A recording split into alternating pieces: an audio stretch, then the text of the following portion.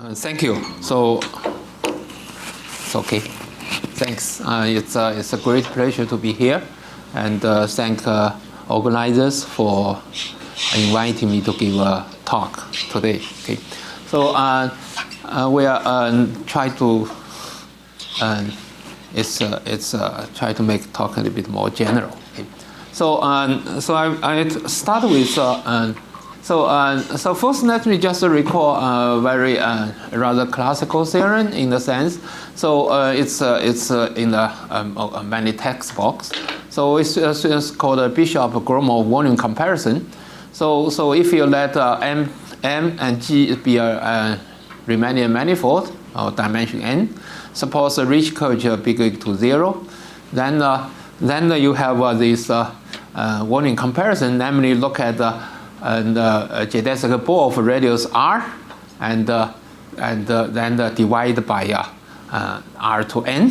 So this ratio is monotonic decreasing with r. Okay, so this plays an important role in the recent developments, or actually in many developments in geometric analysis. For instance, and it's used in proving existence of tangent cones by Chigurh-Cody in their regularity theory. So this is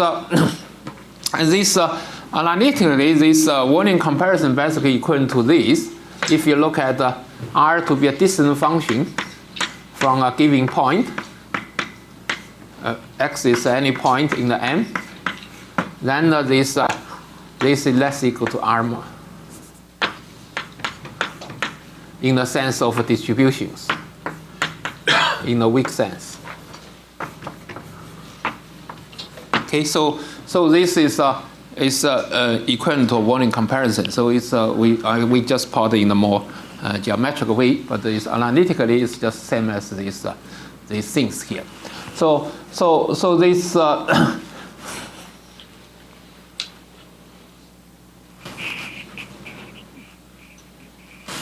don't know. It works. That's okay. So now to me, so that's just simple starting. So now let's consider this closed manifold as before. I don't know why I put dimension m now. It's anyway, it's n. So Ricci flow is introduced by Richard Hamilton in 1982. So I put in this form. It's slightly different from Richard's case because he put 2 here, but that's it doesn't matter because this is up to rechange time. The reparameterize time. This is constant in front of Ricci curvature can be made to be any positive constant. So I don't know. Anyway. Okay, so from early 80s to 90s, many powerful analytical tools in the Ricci curvature for Ricci flow has been developed by Richard Hamilton and others. And for example, the maximum principle for tensors. For example, if you want to study this geometric flow like Ricci flow, you compute how curvature evolves, because that's a very fundamental things in the geometry. So you look at the Ricci flow, look at how metric evolve along the Ricci flow. You by looking at how curvature evolve. So then you want to check certain curvature properties are preserved. So also like differential hierarchy inequalities. That's like control curvature at a given place. Giving point by curvature at a different moment. So anyway, and also derivative estimate of curvature and so on. So they are also introduced certain tools, analytical tools like Chigurh-Gromov convergence theorem and so on. So however, Ricci flow may develop a singularity at finite time. So in order to apply Ricci flow to, for example, to solving a geometrization conjecture for 3 manifolds, one needs to show that a finite time singularity can form only along the sphere instead of homogeneous Riemann surfaces. Actually, Hamilton already ruled out the possibility of you do a surgery along the Riemann surface of high genus. So one essential point to remove is the following. So there is a very simple solution called a cigar solution. So this is just on R2, for example. R2, and look at this metric.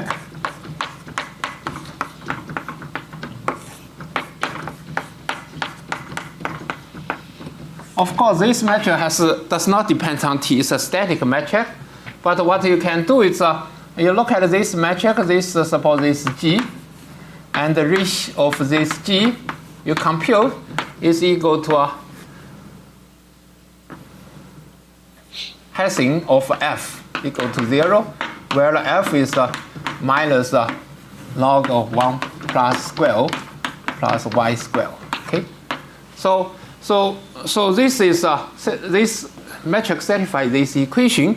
So then you use a gradient flow of F, and then the gradient flow produce a family of diffeomorphisms, and you pull back this metric. So that's give you a solution of Ricci flow. It's called self-similar solutions, okay, or soliton type solutions, and this solution has so it's it's called a cigar solution because it's when you go to approach infinities, it's almost approach to a cylinder. So the cross section is a circle, okay, and if you look at the gradient flow, or maybe minus gradient flow given by F, the effect of this family diffeomorphism is just a push, like pull back this push back of this cigar from infinity towards this. And by doing this, you make a curvature around here is bigger and bigger. So this might be a singular and answers for singularities at finite time. But of course, it's two-dimensional. But then you can cross with S1, it becomes a three-dimensional picture. Okay, it becomes a three-dimensional solution, and then the cross section is given by torus. Okay, so and this is a solution of Ricci flow. And this is very classical solution. I mean, very, it's a kind of soliton type solution for Ricci flow.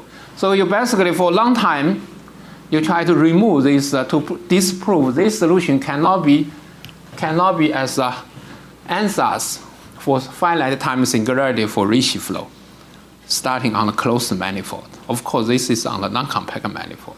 Okay, so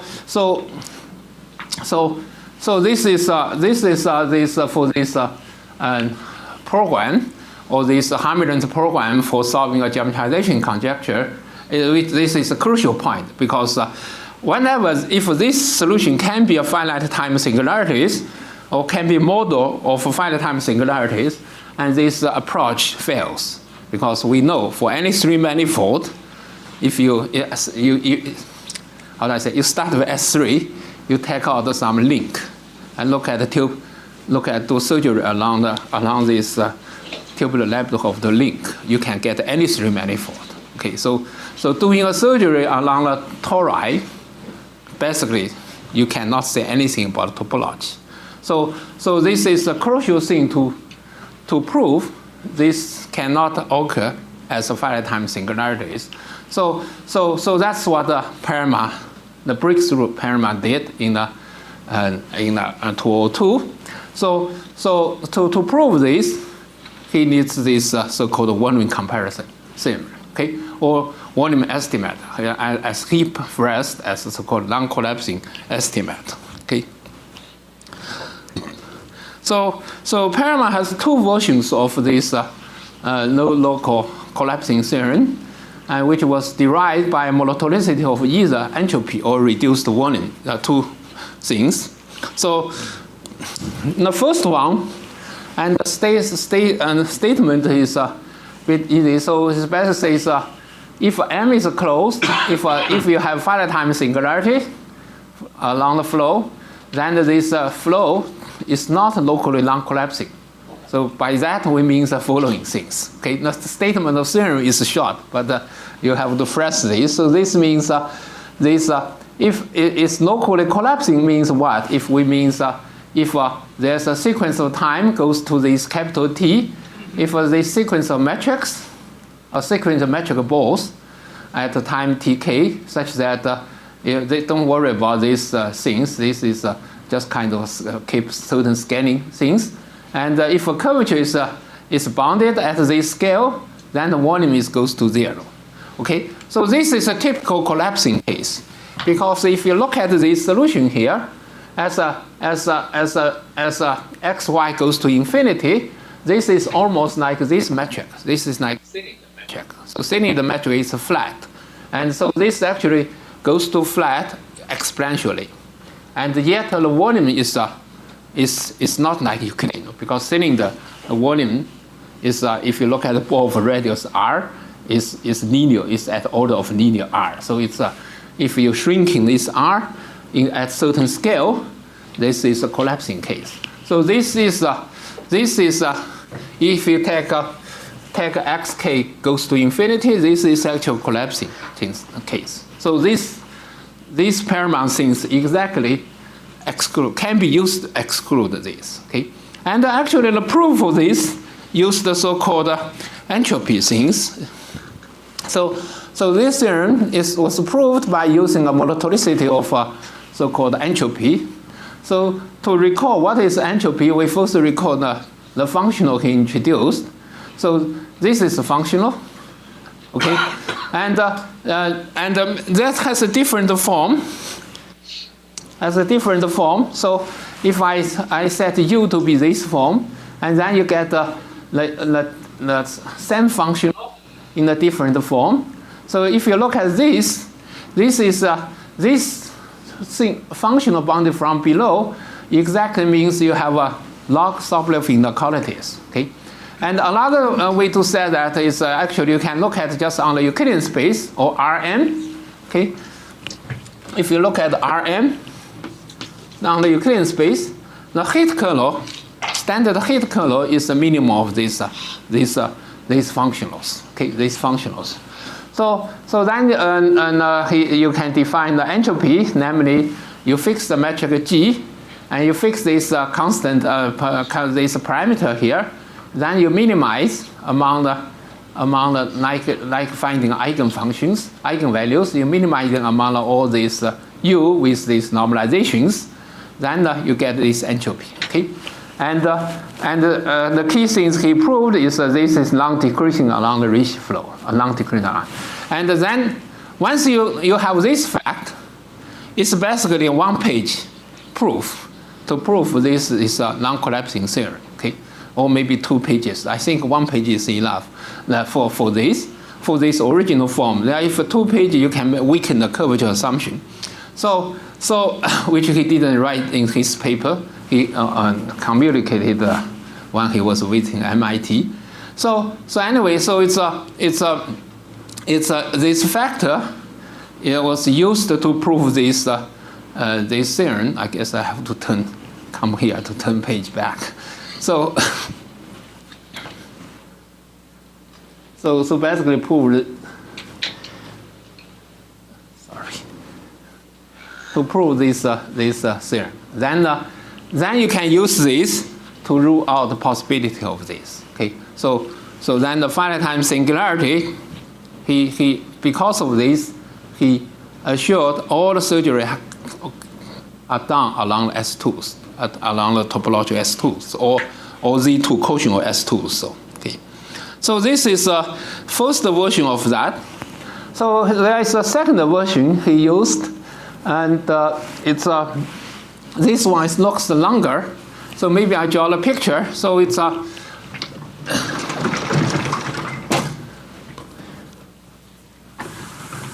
this. So this means basically following. You look at this the picture. You look at this. Suppose this is x-axis is denote your manifold, and this is your time. Okay. This time so you look at the 1 point x0, okay, and you look at the geodesic ball of a radius r0. So this is 2r0, okay, this x0. But then we look at the parabolic. So in the Paraman's original version, you look at the parabolic ball. So you look at this.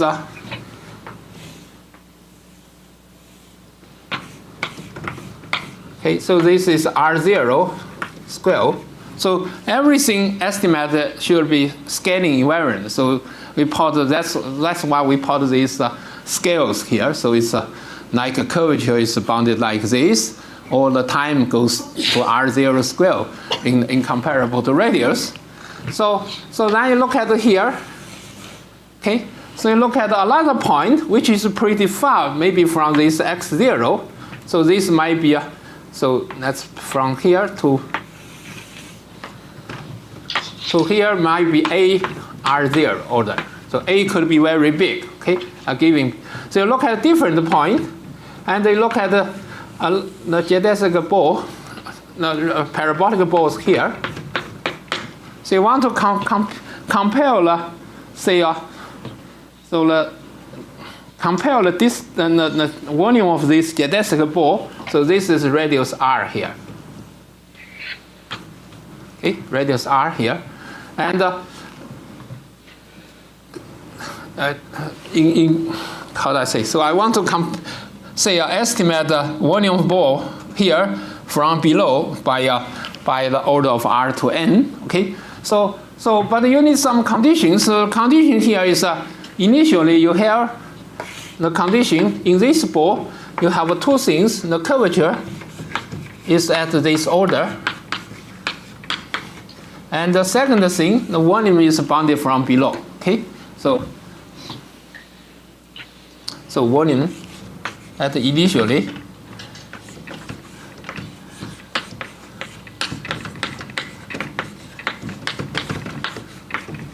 bounded from below by this order. Okay.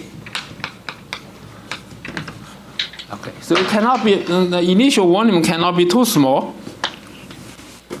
Okay. So then here you also need conditions. So first is so here only condition is curvature is less equal to R2 minus 2.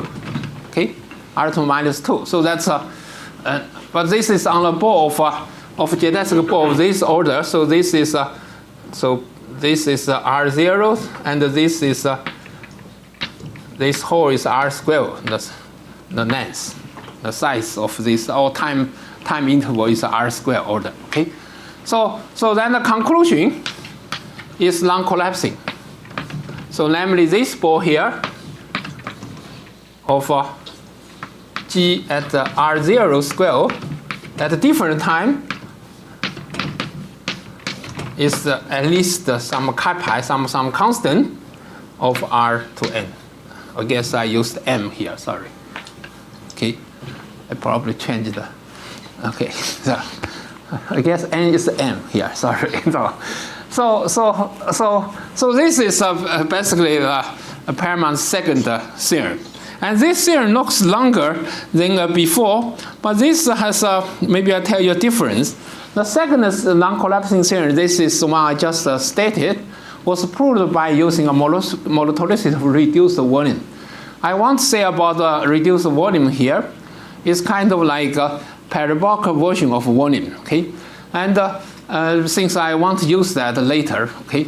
And one remark I want to make is, though the second theorem, which I just stated, looks more restrictive because you have this curvature on the conditions on the parabolic ball, but it holds in the uniform way, okay? And it serves the same purpose in the Paraman's in the previous things, namely rule out this Cigar solution as a possibility for finite time singularities. You can use this to exclude that too. But this one has advantage, namely it holds in the uniform way. I mean, at least in the way we stated, it holds uniform way. And so when you try to solve the whole program, a whole generalization conjecture, or solving the Poincare conjecture, you need to consider, you need to do surgery. And after surgery, you need to consider a solution with surgery, namely the more complicated solution of Ricci flow. So in that case, this is more useful. I mean, this second version is more useful because it holds in a uniform way. Okay, so later on, and more recently, so it follows from Zhang Qi's work, and 2 years ago by rediscovered by Bing Wang, that on the parabolic ball, the condition can be weakened. Namely, this initial condition, this last condition here. So this condition can be replaced by scalar curvature to be bounded instead of whole sectional curvature. Okay, so the proof is also not only that you don't need to be on this parabolic slice. You only need to be on exactly this time slice. So this is also just on the time slice, BGR0 square of XR.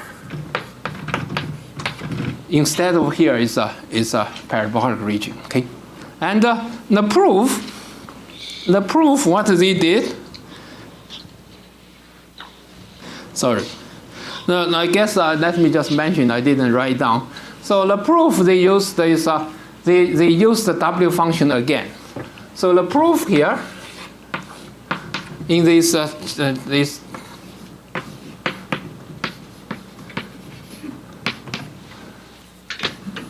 Bing Wang, they used the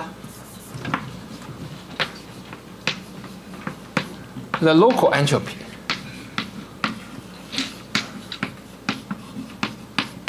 So basically localizing, which I will say more in the later, localizing Perelman's entropy.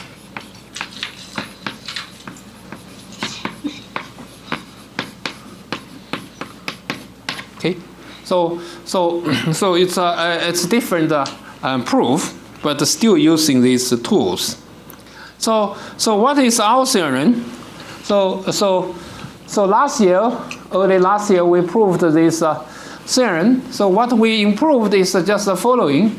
We basically drop this condition. We don't need to assume this probably there's a low bound of volume. Okay, so low condition on that.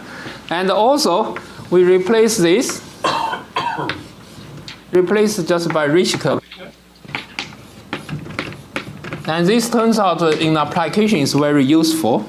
So, and also it's you don't need to be on So just replace this by Ricci curvature instead of full sectional curvature and no full conditions. Now, of course, then the conclusion is this is bounded from below by volume ratio at initially. Okay, so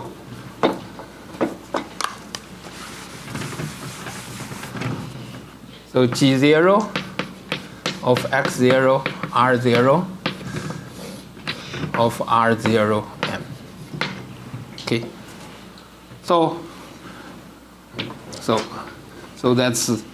that's our theorem. Okay, that's our theorem. So this is what we call the relative volume comparison. So namely, or in other words, we know we got exactly how this low bound depends on initial volume.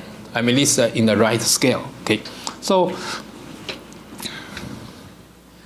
the proof used the localized version of entropy instead of reduced volume as did by Perelman.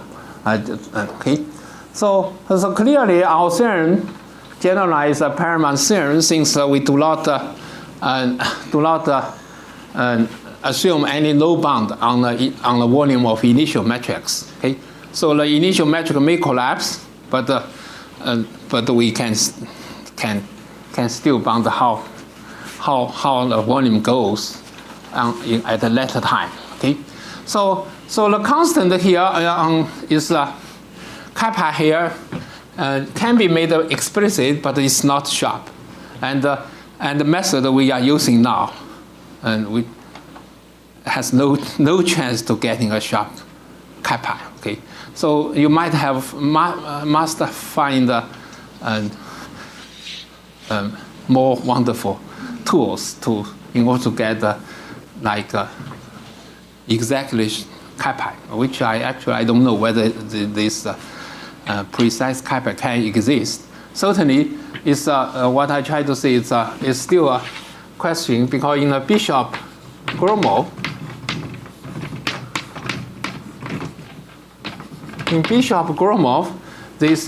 this volume ratio is monotonic decreasing, right? This BR XR of Rn is decreasing. Okay, so this in that case sense the kappa is 1. Okay, so but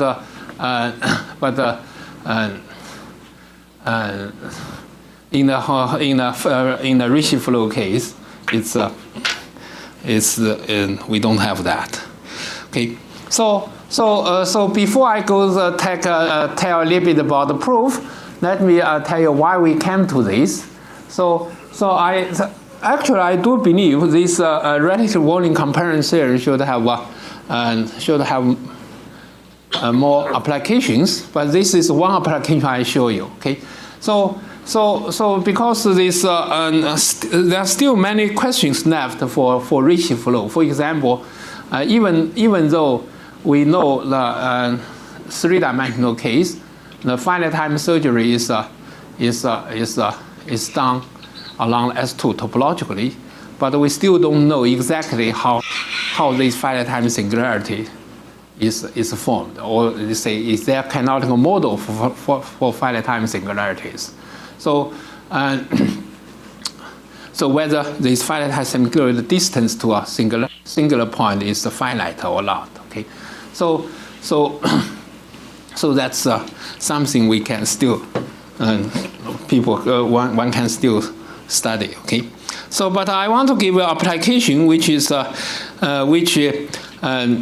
relate to things I have been working on for last 10 years. So this is about the Keller-Ricci flow. So first, let's assume this.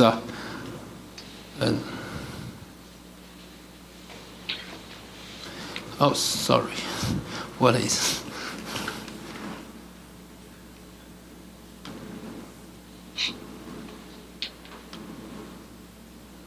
Okay. Anyway, so an assume a manifold is Keller manifold, and then we know the Ricci flow preserve a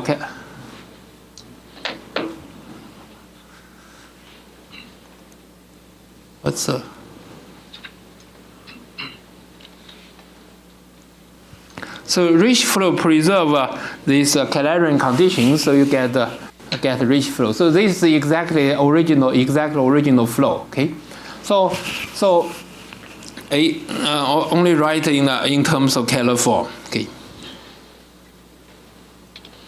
so what's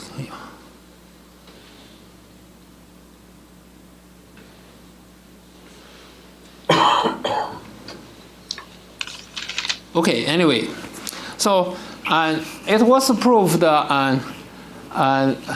in the late 80s, this by Suji, and if a C1 is non-positive, then the Keller-Ricci flow has a global solution. Okay, so we clean up some of these details in the proof. So if a C1m is 0, then it follows a cos result that omega t converges to Calabi-Yau metric, and so we are interested in the asymptotic behavior of omega t in case of C1m is somewhere negative. Okay, so for this Keller-Ricci flow, what we are interested in is first, of course, we also need to understand the finite time singularities. That's correspond to this minimal model program, try to collapse contracting and parts of where the first Chern class is positive. But here involved, today I only more interested in a part after you find the minimal model, then the Ricci flow has a long-time solution. So we are interested in what kind of limit of this Ricci flow as time goes to infinity. Okay, so by our assumption, we can have a holomorphic. Let's have a holomorphic vibration. So from you are giving manifold into some projective space, such that the pullback of this this line bundle on the CPN is given by lective function, multiple of lective function class. So then we denote this to be image of pi, referred as Euro is called the canonical model of N. Okay, and the M0 can is a set of regular values of pi. Okay, and the quadratic dimension of M is simply a dimension of this image. Okay, so in our case now is chi pi is 1 to n. Okay, of course here is this is well known to many people. So our conjecture is regarding a Ricci flow is the following. So and above assumption, this sorry, there's -1. Okay, t -1. So we scale. Look at the t -1 omega t. Omega t is a solution of Ricci flow. So we concerned what's the limit. What's the limit as t goes to infinity? As t goes to infinity. Okay, so first is part we conjecture this converges in the Gromov-Hausdorff topology to a unique compact metric space. So it's homomorphic to a canonical model of that. So here is in the previous canonical model is constructed by algebraically through holomorphic sections. So here we want to say this in the metric sense, the limit is the same as so first term is the same as at least topologically same as the one constructed algebraically, and there is a smooth canonical metric on the regular part on the set of regular values, such that this metric, this distance function is induced by this smooth metric here. Okay, and of course, since we are talking about these metrics, we also hope this convergence on this part. On this part is in the nicer topology. So here I say at least a C0 topology, that's for certain. Of course, one might hope to be a better, stronger topology. So in general, we don't know. Okay. So maybe I read.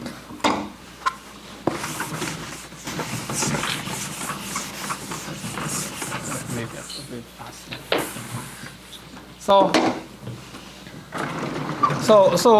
So what we recall, we have this holomorphic map to a M canonical.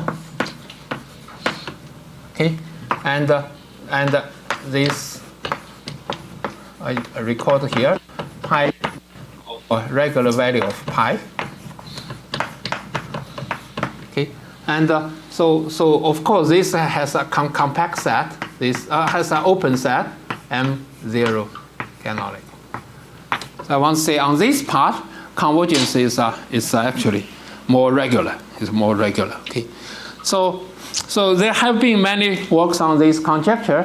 This conjecture was proposed a decade ago, and many was done.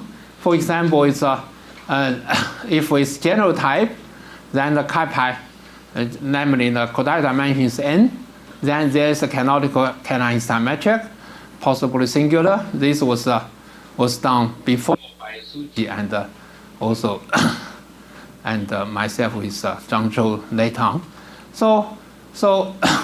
And also we know the scalar curvature of this along the flow is uniformly bounded. I should say, sorry, it should be again. There's a error here. So it should be a scalar curvature of this. So second part should be a scalar curvature of a T inverse omega T is uniform bounded. Okay. So that's a sequence. I dropped this normalization here. Okay. So should be there's a normalization here. Okay. So this is some results we know, and more recently,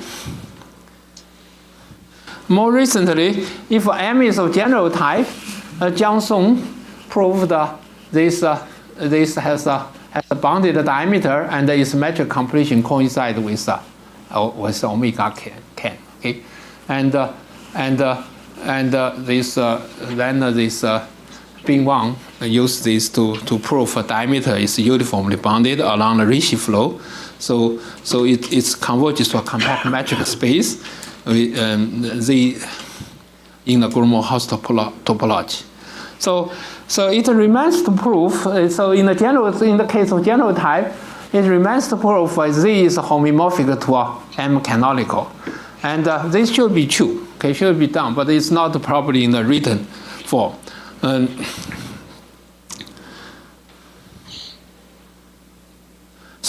To me, it's, we are more interested in the case when this quadratic dimension is between 0 and n. Okay, so this corresponds to a collapsing case at time infinity, which are more difficult to study. So in this case, so this time, this dimension of this is strictly less than dimension of that. So generic fibers, namely the fibers in this part, are given by Calabi-Yau manifolds. Okay, Calabi-Yau manifolds. So then, so this way we have a holomorphic map from the base, the regular part of base, into a moduli space. So this is simply mapping this, giving M canonical goes to a Calabi-Yau. So this simply giving any point here, just the pi inverse in this moduli space. Okay. So this is come to a new class of metrics, which we constructed a decade ago in 2007. We call it twisted Canaan-Einstein metrics. So this is and called equation for called twisted Canaan-Einstein metrics. I guess I still took your background case. So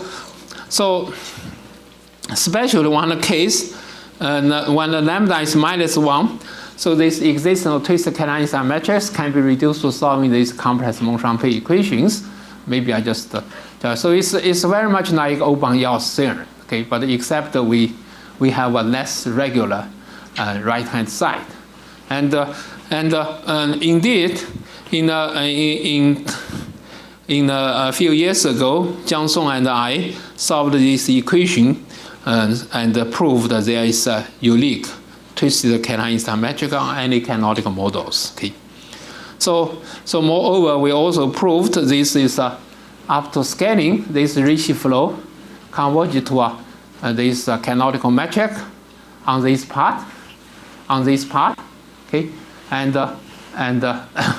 but we only prove in a weak sense, namely in the Kähler potentials and the potentials, C alpha topology in Kähler potentials. Okay, so later Feng and Zhang Zhou is in Sydney improved the convergence to a C1 alpha topology on the potentials. So, but this is not strong enough, and this that's maybe I just say one thing is forget about this. So Tosadi, Vankov, Yang, and just 2 years ago or 3 years ago showed the metric, this normalized version, normalized the metric converges to a M canonical in the C0 topology. That's like for this part of on this part. Okay, so that's solved partially the conjecture I made. Okay, so if a generic fibers are flat, for example, like tori, So then they even proved the smooth convergence on this part. Okay. So in general, it's still not clear whether you have a smooth convergence, but certainly if fibers are not flat, the curvature cannot be bounded. Okay. So recently, based on a relative volume comparison of a Ricci flow, we have made substantial progress. Basically, we can solve this conjecture in many cases. So the first, we can solve the cases of complex surfaces completely. That's basically so this time it's only for elliptic surfaces. Right? So very recently, I think we are posting a paper next week, hopefully. So it's proved if generic fibers of these are flat, say tori, for example, but not necessarily tori, you can be a portion of tori, then this manifold, together with the normalized Ricci flow, has a uniform bounded diameter. So they converge to a compact metric space, which is a completion of this, okay, metric, which give a completion. So it almost solves that conjecture, except we still need to identify Z with M canonical globally. We know that this limiting metric space is a metric completion of this part, but still we need to identify as the whole thing as a canonical model. So we can do that if we assume a M canonical is smooth or is an obifold. Then this is done in the same paper. So here I should say it's in using this our relative volume comparison theorem. If I still have this recorded here, it's so there's a Ricci curvature condition for initial for this on this parabolic ball of Bx this part, and this condition is automatically satisfied. This is due to work of this Feng and Zhang. They had some idea, but actually the actual proof was done by Han and Tosadi. Okay, so Han was my former student. So it's so Ricci curvature. This condition is satisfied if fibers are flat. In general, it's still a conjecture. We conjecture this condition is actually always satisfied on this part. So that involves certain Hessing type estimate for complex Monchon-P type equations. Okay, so and also to prove the previous theorem, we need to use this use the result of Song and his two students, and that's they actually proved the metric on the twisted canonical metric on this part. I constructed with Song actually has a finite diameter. Okay, so bounding a diameter is one of very crucial steps in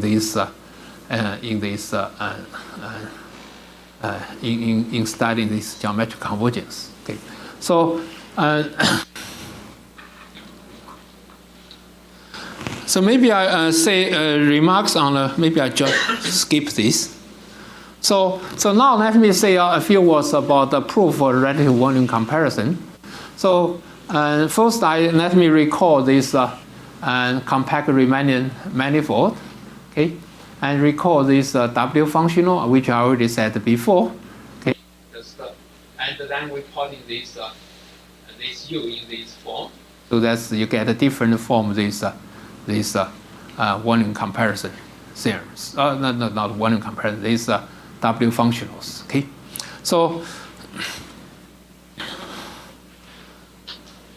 So now we let omega any bounded domain in M, we define a local entropy. Okay, so this is almost same as essentially the same as Perelman did, except we we consider domain, and we require this function u to vanishing on the boundaries. Vanishing on the boundaries. That's that require you to have a compact support. This 0 means that. Okay.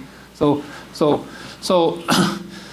when M has no boundary, of course, it's back to Perelman's original entropy. Okay.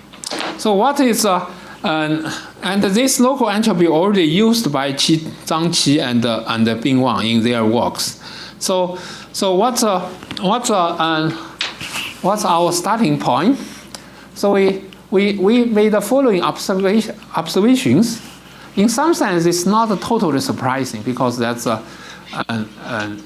somehow built in a Perelman's work is the entropy. Low bound of entropy is related to these volume ratios. Okay, so we prove the following things. If you take a geodesic ball of radius 2r, and this is for any matrix. Okay, so it's just some general facts about entropy. Now, if this Ricci curvature bounded from below at this order, as I said, all these r like this is just make it a scaling invariant. And to be simple, you can simply take r to be 1, for example. Okay, so then we can bound the volume ratio from above in terms of entropy, low bound of entropy, low bound of entropy. Okay, so this is the first lemma we proved, and then secondly, we found conversely, if a scalar curvature bounded from below, so scalar curvature is bounded from above instead of so previously we said Ricci curvature bounded from below. So this time, and the volume ratio is bounded from below by this local entropy and on this ball. Okay, so from here you can roughly see what the proof is. So we know the scalar curvature in our case, at least we assume the scalar curvature here is bounded. Okay, so we assume scalar curvature here is bounded. That's actually in application is always true, even globally is true. Scalar curvature is bounded from above.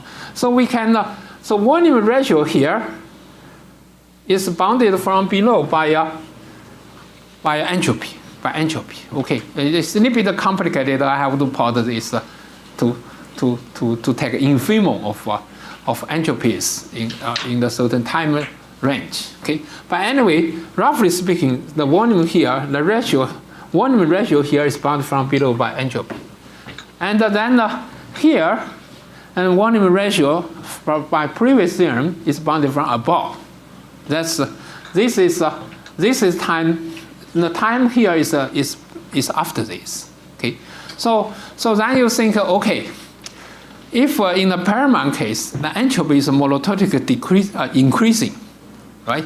So then the entropy here should be bigger than entropy here. You're done, right? That's what the Perelman did basically. So,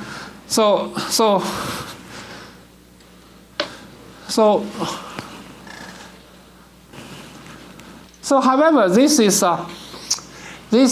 page is basically we try to imitate what the Perelman proof the monotonicity of entropy, but the life is not that good. Is in the local case, in the local version, we don't have exactly the monotonicity. Okay, so what we have is what you can do. You imitate the proof. You look at like minimizer of this entropy on this ball, okay, on this ball, and minimizer exists. You just imitate what the Rathaus proved, and there's a minimizer for logarithmic inequalities. So in this case, and then you're solving a backward Hiti equation. This is backward Hiti equation, and with the initial data, with the initial data, because you solve from time 1 backwards. Okay, so then you plug into this, you play around, and play around using these solutions, and play around with entropies and so on. I skip some of these detailed computations. What you get is the following. So this is the entropy at a later time. It's bounded from below by entropy at the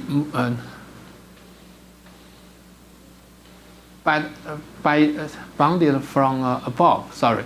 So the entropy at this time is bounded from entropy at a later time by this. Okay, but if you don't have this term, that's exactly a monotonicity of Paramat. But however, in the local case, you have this bad term here. It's bad term here. Okay, and recall this VT is a solution of backward heat equations, backward conjugate heat equations, and the even worse is this appears in the low bound, right? It's the inverse of this integral. So this is so far the best you can get for this local entropy, and maybe I mean, at least this is what one can get for this monotonicity. Okay, so that's why we call it only a partially monotonic, modulo this term. Okay, so we need to control this term, and the controlling is it's highly non-trivial to control this term, because for people who studied the heat kernel before, or study elliptic equation or parabolic equation, most time it's easier to control upper bound of some integral than controlling a low bound. So this time we really need to control this d.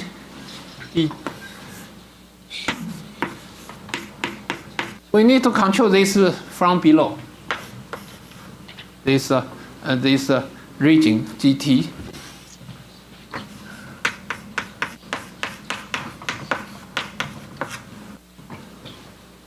Okay, so from below.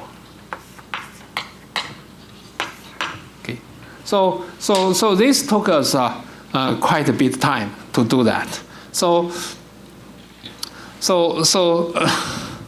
anyway, so this is a little bit different form of this monotonicity. So that's don't worry about that. So then the key things we need to do is we have our conditions here, okay, and we want to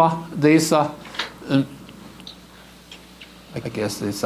So basically we want to I already said about this volume ratio. So basically we want to do is to control this from below. Okay. So this to do this we need to do a following. We need to consider this heat kernel, and which is first this is a heat kernel to conjugate heat equations, satisfy this. Okay, and with initial condition. So that's and also then forward, we use this equation. Okay. So that's kind of heat kernel. Okay. So this time is different. Is we have to be compatible with Ricci flow. So Laplacian here is depends on time t, and because of this the Laplacian depends on time t. This conjugate of this flow has some curvature contributions. Okay, so we look at this heat kernel, and so then we can express any solution. So this is standard, right? You can express any solution in terms of these kernel functions, okay, and certain initial time. Okay, so certain initial time. So here I look at the backward. So initial time is at time 1. So in order to bound this low bound, we need to so suffice to prove a low bound for conjugate heat kernel. Okay, so this integral here. So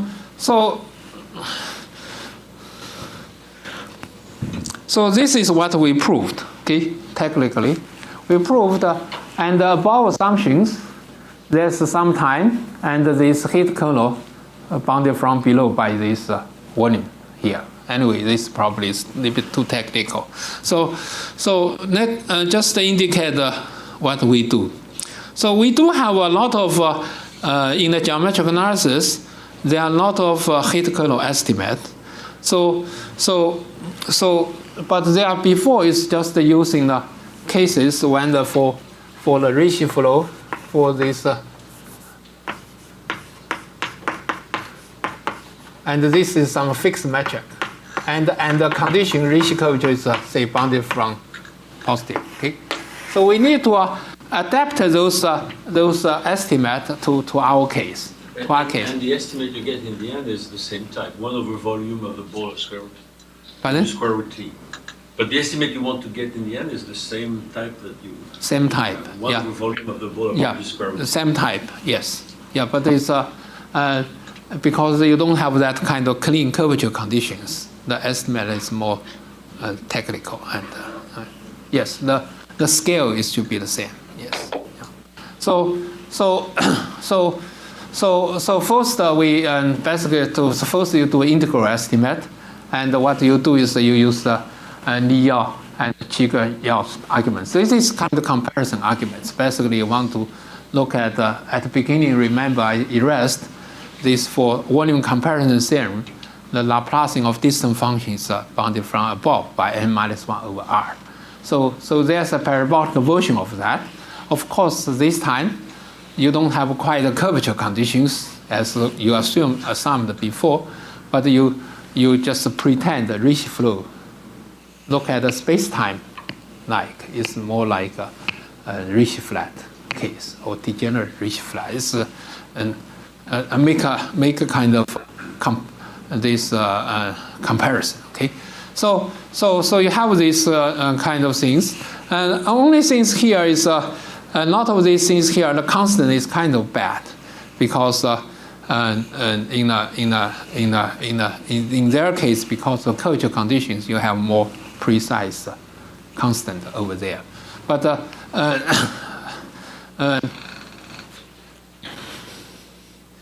and then use this comparison, you can to compare with transplanted heat kernel from Euclidean space, you can get some low bound estimate. So that's basically an integral bound. Okay, so then you still need to do some Harnack type inequalities, and so this is we do for and we used some Harnack inequality from this Zhang Qi and Guang as collaborator. So this is for conjugate heat equations.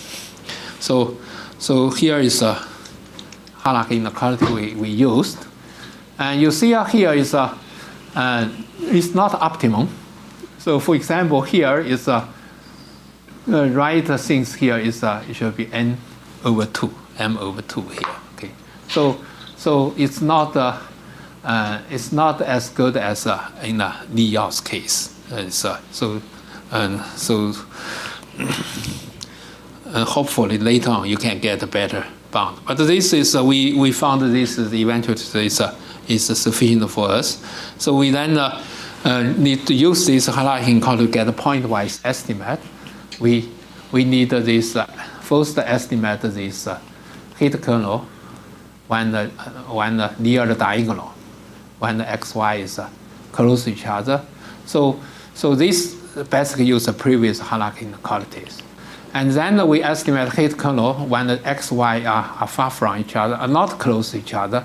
So this time, second case is this we need this certain argument from Perelman in his first paper in section 8. Namely, you want to see in a Ricci flow case, you can bound the kind of distance functions in the and rather weaker curvature conditions.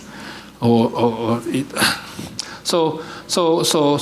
after that we can complete the proof of this flow. So all I want to say is the large part of proof of our volume comparison theorem is to establish this low bound of integral. Thank you very much.